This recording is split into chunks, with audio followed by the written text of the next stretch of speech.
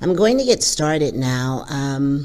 This is pretty informal, and it's very much built on the energy of each of us. You're where you should be, at the right place at the right time for you on this given day. So I'm delighted that our paths have crossed so that we can share this time together. I'm Sylvia Ewing. I'm a disciple of Goswami Kriyananda's. I've been involved with the temple since 2005, a short timer when you consider folks that have been around for 47, 50 years. And it has really impacted and improved my life in so many ways. And I'm delighted to share the teachings of Goswami Kriyananda to focus on ways that you can bring that wisdom into your life at any given time. The wisdom of Goswami Kriyananda is enduring, and his enlightenment and inspiration is found in many books, but my favorite is this book, A Daily or a Meditation for Each Day. Can you tell that I've used it a little bit? It's in the bookstore. I think that there are some people that have pristine books, or the books are for show and they look beautiful on the shelf.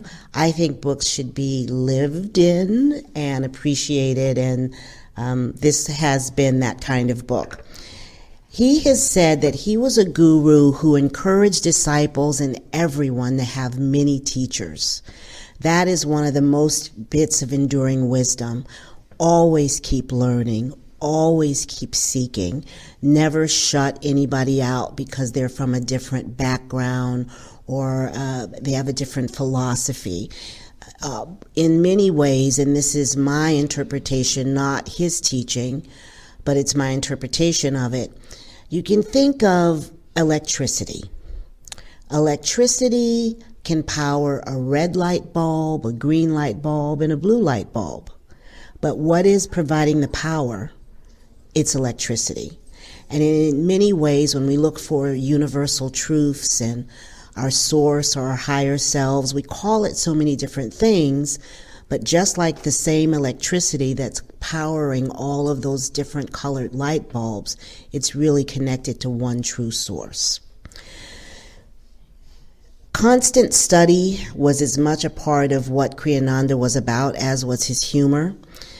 And some of the inspiration can be summed up with thinking about moving forward, moving upward, and moving inward. Forward, upward, and inward. The path is an internal quest, externally lived. This is something that he said. So we're all on this internal path, but we live it externally. And wherever you go, what's the one thing that you always take with you? You. You always have you, but yet our karma manifests with our relationship with other people.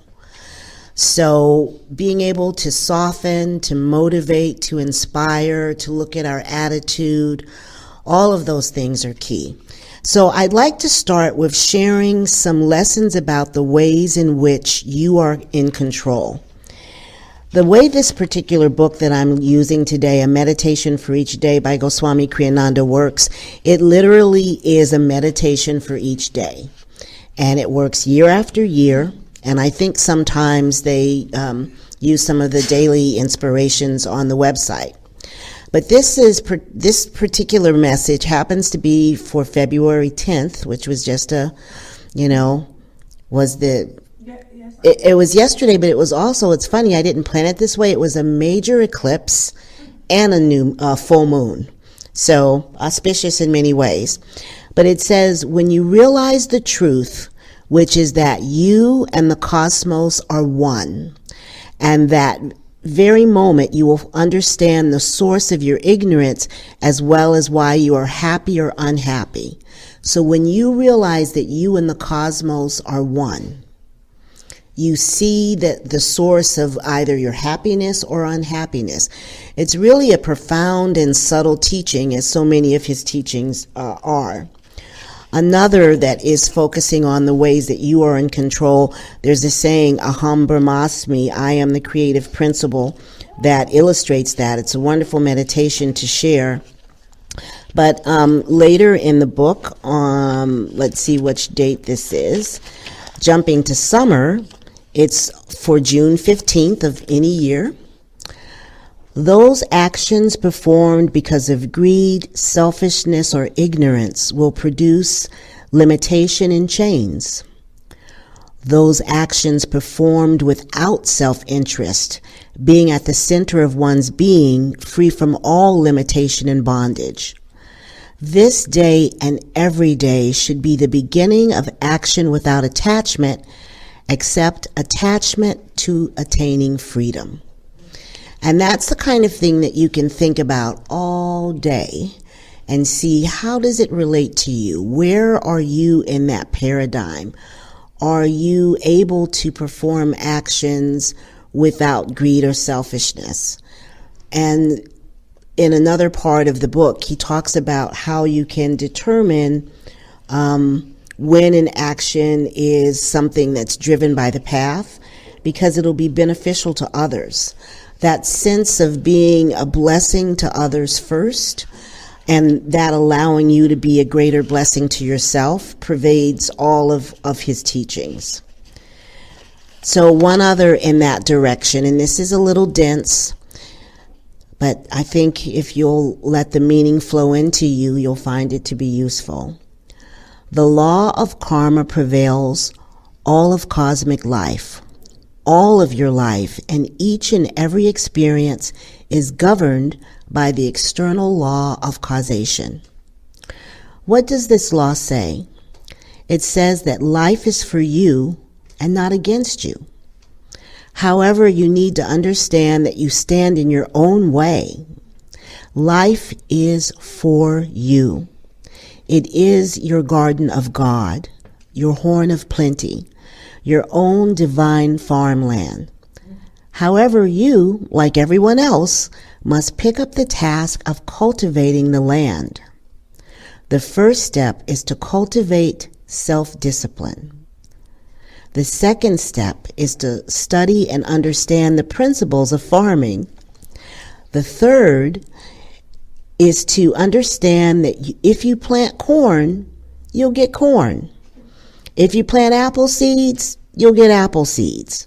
The fourth step is to direct your mind to what you will nurture.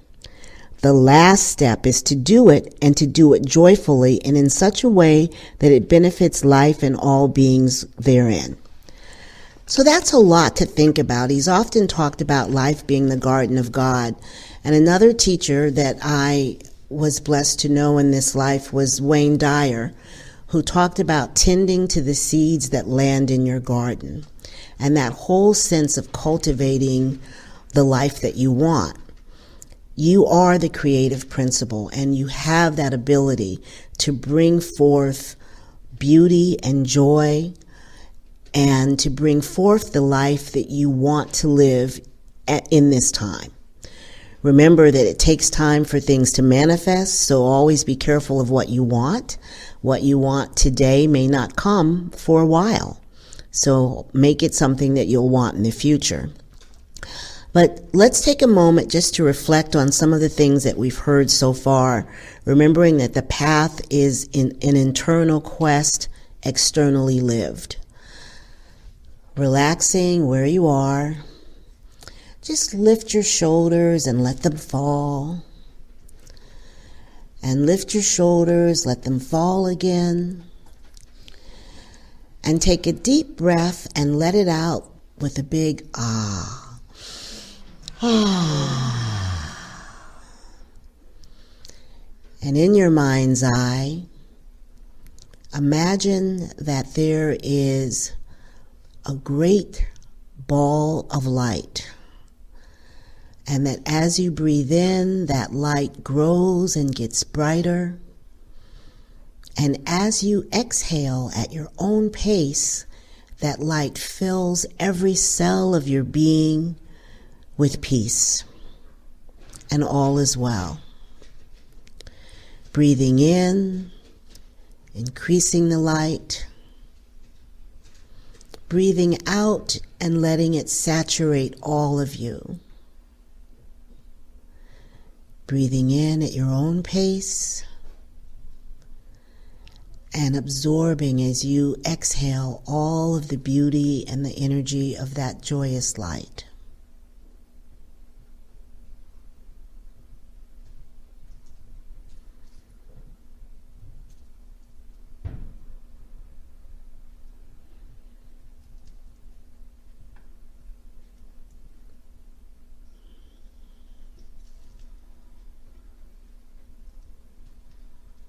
And wiggle your fingers, wiggle your toes, slowly open your eyes.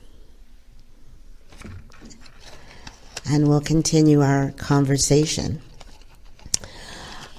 Another message from Kriyananda was, "O disciple, work with love and love your work.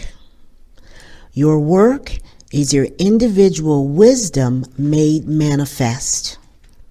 If you're not doing the work of your lineage, seek out and find another place or way of life by which you can do the work of your lineage." So thinking about that, work with love and love your work. Just like Kahlil Gibran said, work is love made visible. It's a beautiful saying and something thoughtful to think about, and it's from September 5th. Now, we mentioned earlier on, Kriyananda talked about self-discipline and self-control, self-study. These are all part of the yamas and the niyamas, the paths or arms of yoga. But I love focusing on happiness and the impact of happiness. This is amazing science. Did you know that if you do a kindness to someone else, the endorphins in your body are increased and all of the positive energy that makes you feel better is a result? But wait, you would guess this could be true. The person to whom you've given that kindness also feels better and is touched and just feels better. And there's chemical reactions that happen in the body. But this is why what we do is so important. If someone just witnesses that kindness, they're not the recipient and they're not the person who did it. If you just witness a kindness, you are improved. You get the chemical response. So that sense of being a light bringer and a joy to the world really can impact us so much. We need it now more than ever. So on July 31st, Kriyananda's saying was, every time you see a person happy, be happy for that person. Every time you see a person succeed, be happy for that person.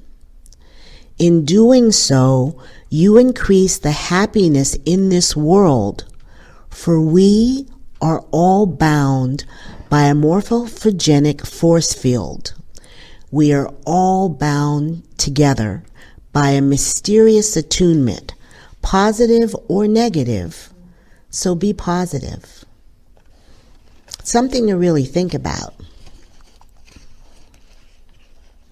And that's from July 31st.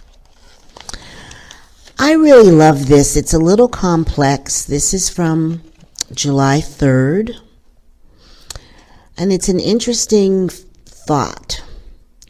You know all that is vital to know about this life because you have experienced it all in your past lives. However, you do not know it consciously. You know it unconsciously, subconsciously, or semi-consciously. Thus, one of the goals is to make conscious that which sleeps within you. The goal of Kriya Yoga is to cause you to become more fully aware of these experiences and their implications. Thus, it is necessary to reflect, tarka, upon that which comes forth in your flow of thoughts, as well as from your dreams and meditation. This action, along with meditation, reveals the nature within and thus the nature of the macrocosm. There's a lot in that saying, but we are striving to be more conscious and less combative. We're striving to remember what was known. We're striving to have the inner fire that hasn't been quenched yet by society. And if you aren't familiar with what tarka is, it's just reflection at the end of your day. It's taking time to say, what happened today? Who did I help? Who was I not so nice to? Who did I cut in front of in line? When was I not so conscious? And this isn't to beat yourself up. This isn't to be judgmental. It's just to learn. It's just to observe. It's just to better know yourself. It's part of that self-knowledge that's so important. So tarka is really incredibly important. Another thought is, and I love this. This is from May 13th, and before I share it, you all have heard of this saying, gut feeling, show of hands, gut feeling. It's really important. When something doesn't quite feel like it's the right path for you, you might get that little tightening in the stomach. For me, sometimes I get a tingling around my scalp. It's just a little something from my core being telling me either danger, caution, not such a good idea, Sylvia. Think again. That ability to hear inside what your path is so important. We all have it. We just need to hear it more often. That's why it's one of my philosophies with children, teaching them to know when something is right and wrong because they can feel it rather than because they're afraid they're going to get in trouble. So on May 13th, Kriyananda shared, you can know whether something that springs into your consciousness is from your lower realms or from your higher realms. That which comes from the lower realms is selfish, violent, and greedy. That which comes from the higher self is loving, compassionate, non-emotional, and moderate. So it's another little bit of guidance that you can know. And those realms, we can think about them as the chakras and the lower chakras. We're always striving to go up, to go forward, to go in and up. We're striving to be in the sun center and the ajna chakra. We're trying to be our highest selves. And in studies of the brain, they talk about the reptilian brain, this part of you that is fight or flight or that can get angry quickly. It can often be thought of as your lower selves. It's just humaning, but we're striving to rise above all of that and to rise up with self-control and self-awareness. I love this thought about peace of mind. Kriyananda said, peace of mind is attained through devotion to life, the performance of secret good deeds, the practice of quietude and meditation. Peace and stillness of mind is the altar to which God comes bringing happiness. So it's a good thing to think about. And then from April 13th, this is one that we can meditate on. Close your eyes if you'd like to participate. Have your spine straight. You can do a resurrection breath if you would like, which is exhaling twice to your left and inhaling front. And observe your breath. And just following my voice, whatever this brings forth to you. O life divine, come forth. Come forth into my consciousness fully. Hasten, I beseech thee, come forth fully and guide my senses and mine. Allow my ego self to soften and to see more truly. Fill each petal of my mind and each cell of my body with light, love, and laughter. Bring forth loving wisdom and allow it to be forever, eternally self-sustained and self-unfolding. Light, love, and laughter, self-sustained and self-unfolding. And in your mind's eye, feel that all is well. You have abundance. You have peace. You have patience. You have compassion. And this you can find whenever you need it, going inward and upward. You're not in competition with any person. You're just trying to be better today than you were yesterday. You are worthy of all that is good. You are worthy of every blessing that flows to you. And you strive to be an even greater blessing to all that you meet. And just feel that energy in this sacred place where so many have found and shared the teachings. You are a part of that lineage, a part of that energy, and it can go with you as you leave this place.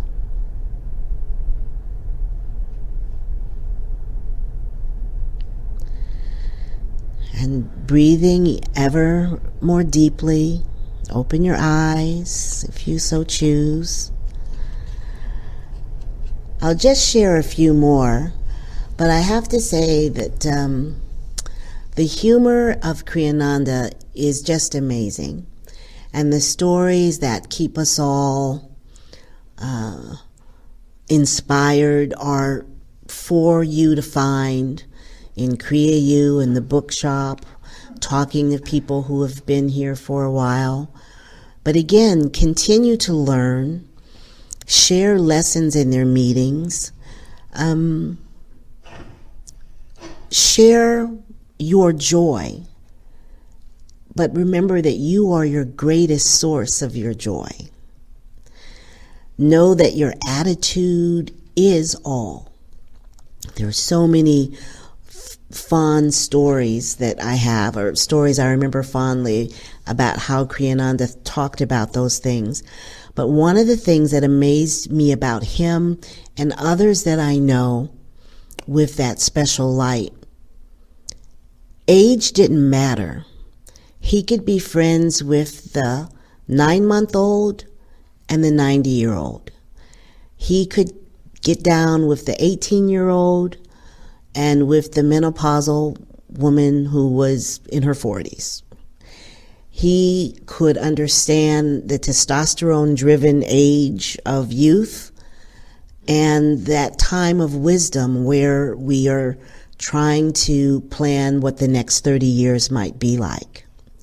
And that ability to see the wisdom in everyone around you, no matter their age or their background, and to relate to them and to see the goodness in them, is one of his greatest gifts, and one that is not that hard to copy. Another thought as I conclude, just a few more to share with you in a final meditation. Through your physical body and brain, you are primarily aware of this world, This is from February 3rd. With your astral body and mind, you can become aware of the astral worlds.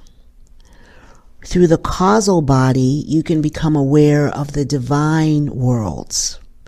But you, the Atma, can be aware of whatever you focus your consciousness on. You can be aware of whatever you focus your consciousness on.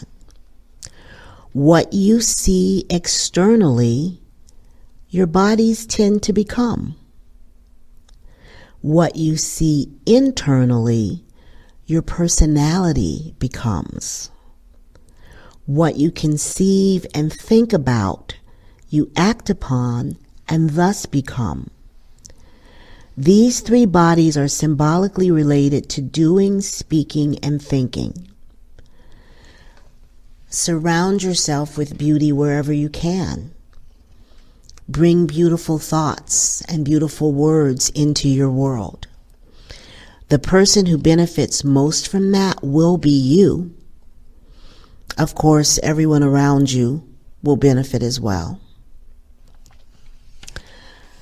When you realize the truth, which is that you and the cosmos are one, at that very moment you will understand the source of your ignorance as well as why you are happy and unhappy.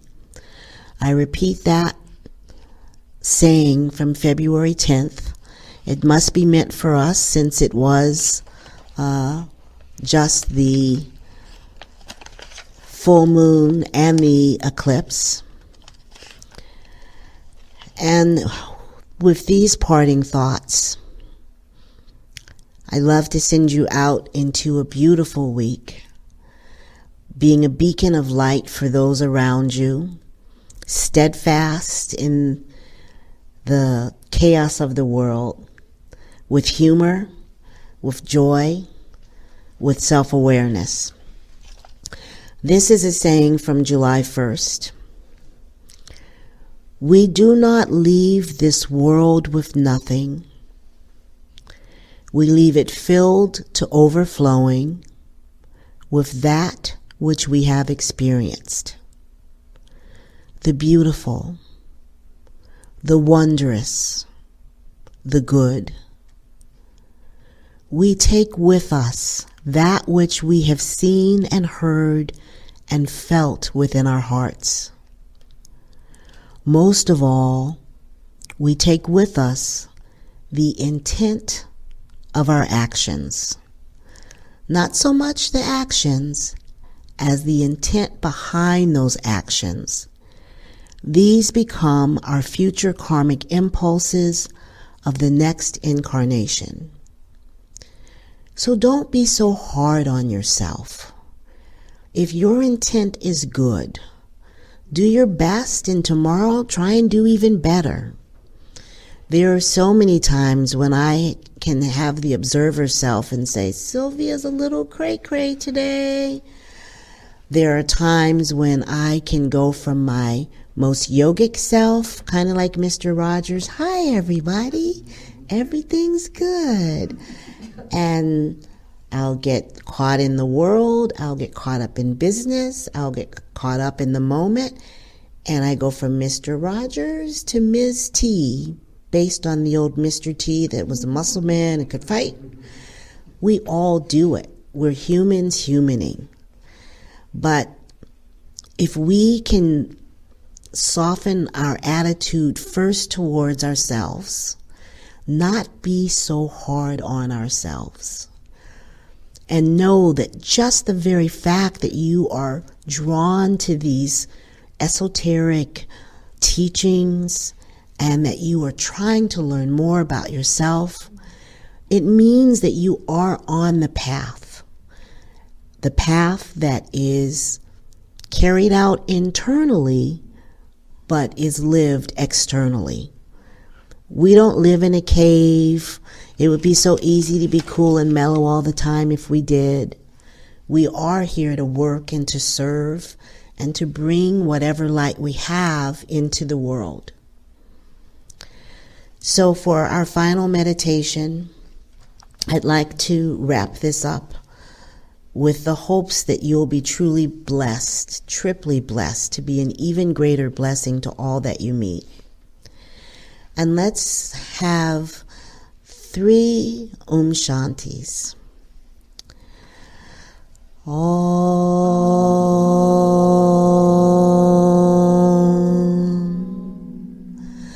Shanti, Shanti, Shanti. Let me say that is for you alone. Let's have a second one. Om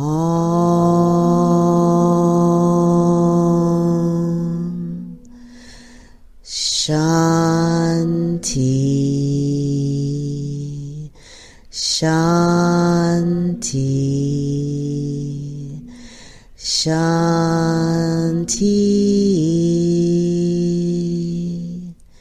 That is for all those who you hold dear around you. Om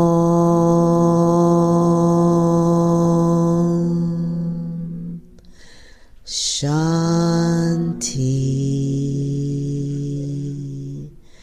Shanti, Shanti.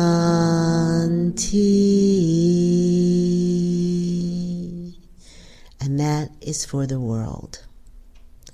Thank you so much for spending time with us. Shanti and Namaste. If you have any questions, I'll take them. Yes? Could you just repeat the name of that book that you read from? I'd be happy to. This is what it looks like. It's a meditation for each day. It's by Goswami Kriyananda. It's one of the wealth of resources in the library. And something that finds your inspiration. These days, Time magazine can have a special edition on mindfulness. There are apps to help you breathe. There's so many ways to find your meditation and your mindfulness. Just do it as much as you can and as is good for you. And never stop. Don't think, I didn't sit there for 2 hours. Helene said that. You don't have to sit in a lotus position. Lie down, try to stay awake, and just find your moment every day. Thank you, everyone. And thank you for coming and keeping the temple alive.